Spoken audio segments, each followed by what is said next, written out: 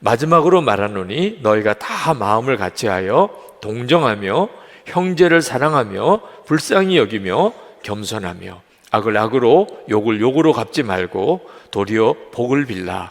이를 위하여 너희가 부르심을 받았으니 이는 복을 이어받게 하려 하심이라. 그 다음 베드로전서 4장에 내려가면 7절 8절에 이렇게 말씀합니다. 만물의 마지막이 가까웠으니 그러므로 너희는 정신을 차리고 근신하여 기도하라. 무엇보다도 뜨겁게 서로 사랑할지니 사랑은 허다한 죄를 덮느니라. 베드로는 정말 용서의 사람, 사랑의 사람이 되었습니다. 예수님을 사랑한다는 이 고백을 통해서 주님은 베드로를 그렇게 만드신 겁니다. 우리 모두에게도 주님이 원하시는 것은 아주 간단합니다. 사랑만 하는 것입니다. 그러니까 은혜인 거죠. 하나님은 여러분에게 어떤 자격이나 능력을 원하지 않습니다. 하나님의 일을 하는 데 있어서 가장 중요한 자격은 진정으로 사람을 사랑하느냐, 사랑만 하느냐. 근데 이 사랑이 어디서 오느냐 하면 주님을 향한 사랑에서부터 오는 것입니다. 우리가 져야 될 십자가가 많지만 그 중에서 가장 힘든 십자가가 무엇이겠습니까? 사람 십자가입니다. 질병도 무거운 짐이고 또 가난도 무거운 짐이고 실패도 참 극복하기 쉽지 않지만 그러나 사람 십자가보다는 다 쉽습니다. 그 사람 십자가를 지는 일이 가장 어려운 일인데 예수님께서 베드로에게 사람을 맡기신 것. 내 양을 먹이라. 무슨 힘으로 사람 십자가를 감당할 수 있습니까? 제가 목회하면서 저도 사람 때문에 힘들었던 순간이 많았습니다.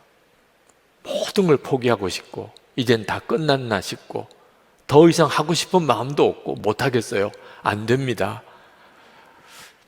그때마다 주님은 저에게 무슨 부교육자를 사랑하라 또는 장로를 사랑하라, 권사를 사랑하라, 교인을 사랑하라, 아내를 사랑하라, 딸들을 사랑하라 그렇게 말씀 안 하셨어요. 내가 나를 사랑하느냐 그렇게 물으셨어요. 주님을 사랑합니다라는 고백은 당연한 거죠. 그런데 그 주님의 사랑합니다라는 고백이 나오면 그동안에 힘들다, 못하겠다, 안 되겠다 하던 것이 다 사라져버립니다. 주님을 사랑하는 그 고백 속에 어떤 시험도 어떤 사명도 감당할 수 있는 힘이 있는 것입니다. 여러분들도 예수님을 믿습니다 하지 말고 예수님을 사랑합니다 하는 고백을 할 수 있게 되기를 바랍니다. 그러면 은혜가 여러분을 통해서 흘러가게 됩니다. 그런데 안타까운 것은 많은 그리스도인들이 주님을 믿습니다 이 고백은 쉽게 나오는데 주님을 사랑합니다 라는 고백은 굉장히 어색해하고 그 고백이 쉽지 않습니다. 이유는 사랑한다는 고백은 정말 그 예수님이 인격적으로 만나지고 그 주님과 친밀히 동행하는 관계 속에서만 나오는 것이기 때문에 사랑한다는 감정은 거기서만 나오는 것입니다. 로렌스 형제가 하나님의 임재 연습에서 이런 글을 썼습니다. 어떤 사람과 친해진 뒤에야 그 사람을 사랑할 수 있습니다. 그리고 어떤 사람과 친해지려면 그 사람을 자주 생각해야 합니다. 마찬가지입니다. 하나님을 사랑하려면 먼저 하나님을 자주 생각해야 합니다. 그리고 그렇게 하나님을 사랑하게 되었을 때 우리는 하나님을 더욱 자주 생각하게 될 것입니다. 우리가 귀히 여기는 곳에 우리의 마음도 있는 법이기 때문입니다.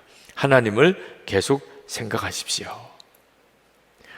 그래서 매일 예수 동행 일기를 쓰게 된 겁니다. 예수님 믿습니다. 그건 마음으로부터 정말 뜨겁게 나옵니다. 속죄주의시니까. 그러나 예수님을 사랑합니다라고 하는 말은 계속 어색한 겁니다. 주님을 늘 생각하며 그렇게 한번 살아보자. 거기서부터 사랑하는 감정이 생길 수 있으니까. 예수님 늘 바라보면서 제 안에 정말 변화가 일어났습니다. 예수님은 저에게 분명한 실제이고 늘 함께 계시는 분이시고 당연히 주님을 믿습니다 보다 주님을 사랑합니다 라는 고백이 더 자연스럽게 나오게 되었습니다. 그러자 시험되는 일, 문제가 되는 일들이 다 사라져 버렸어요. 의미가 다 달라져 버렸습니다. 사랑만 하면 된다. 모든 염려와 근심은 주님께 맡기고 사랑만 하면 된다. 이게 얼마나 놀라운 은혜입니까? 세 번째로 은혜는 마음대로 하려는 생각을 내려놓은 사람을 통하여 흐르게 됩니다. 저는 마음대로 살 수 있으면 행복할 줄 알았습니다. 그래서 어떻든지 마음대로 살았으면 좋겠다는 생각을 했었습니다. 그것 때문에 속상하고 그것 때문에 정말 사람이 밉고 그것 때문에 몸부림치고 그것 때문에 좌절하고 그렇게 살았습니다. 마음대로 살아보고 싶은 생각 때문에. 여러분 중에도 어떻든지 마음대로 살고 싶은 생각으로 지금 가득한 사람이 있을 겁니다. 그 사람은 틀림없이 마음이 쉽지 않으실 겁니다. 우리 중에 마음대로 살 수 있는 사람이 한 사람이라도 있겠습니까? 어느 누가 마음에 드는 사람하고만 살고 마음에 드는 환경에서 살고 마음에 드는 일을 하면서 살 수 있습니까? 우리의 삶 자체가 마음대로 살 수 있는 삶이 아닙니다. 예수님께서 베드로에게 18절에 보니까 내가 젊어서는 스스로 띠를 띠고 내가 가고 싶은 곳을 다녔으나 젊어서는 다 마음대로 살고 싶어 합니다. 그러나 실제로 마음대로 사라진 사람이 누가 있습니까?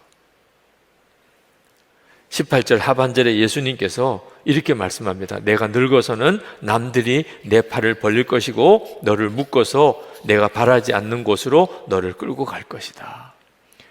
꼭 늙어서만 아닙니다. 어려서부터도 자기 마음대로 살지 못하는 것이 우리의 인생입니다. 문제는 그걸 어떻게 받아들이느냐. 마음대로 살지 못하는 것이 내 삶이구나. 이제는 주님이 이끄시는 대로 살아야 되는 거구나. 이것을 마음으로 받아들였느냐 아니냐에 따라서 우리의 삶은 완전히 달라지게 됩니다. 베드로는 예수님께서 이제부터 남이 내게 띠띠우고 내가 원하지 않는 길로 너를 끌고 가게 될 것이다 이렇게 말씀했을 때 그 말씀이 마음에 안 와닿은 것 같습니다. 아멘! 이렇게 대답을 했어야 되는데 베드로의 마음속에 그 3번이나 주님을 사랑하고 그 고백을 하고 그리고 내 양을 먹이라는 사명을 주시는 은혜를 받았음에도 여전히 남이 내게 띠띠우고 남이 원하는 대로 내가 원하지 않는 길을 간다. 그게 너무 마음에 안 와닿았던 것 같아요. 그래서 옆에 있는 요한을 보고 요한은 어떻게 되겠습니까? 그렇게 물었어요. 우리도 다 그 수준에 머물러 있습니다. 하여튼 끊임없이 남하고 비교하면서 내가 더 잘 되느냐 남이 더 잘 되느냐 그 생각 속에 빠져 있는 게 우리 자신입니다.